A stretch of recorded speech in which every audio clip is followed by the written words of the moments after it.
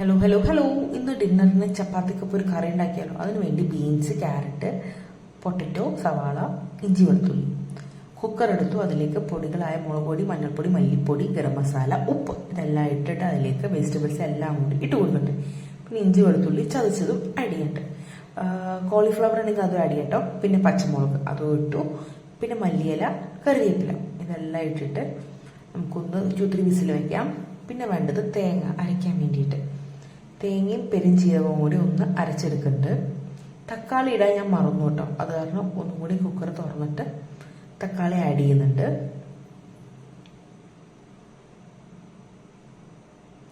Cauliflower ഇട്ട് അടിപൊളിയായിരിക്കും കേട്ടോ. ഇപ്പോൾ കോളിഫ്ലവർ ഇപ്പം എൻ്റെ ഇല്ലാത്ത കാരണം അത് ആഡ് ചെയ്യുന്നില്ല. തക്കാളി ഇട്ട് കൊടുത്തു. എന്നിട്ടൊരു 2-3 വിസിൽ വയ്ക്കാം കേട്ടോ. നല്ലോണം അത് കുക്കാവട്ടെ. ഇപ്പോൾ നല്ലോണം കുക്കായിട്ടുണ്ട്. ഈ ടൈമിൽ നമ്മൾ ചപ്പാത്തി ഉണ്ടാക്കുന്നുണ്ട്. പിന്നെ നമ്മുടെ അരപ്പില്ലേ, തേങ്ങയും പെരുംജീരകവും അരച്ചത് അത് ഒഴിച്ചു കൊടുക്കുന്നുണ്ട്.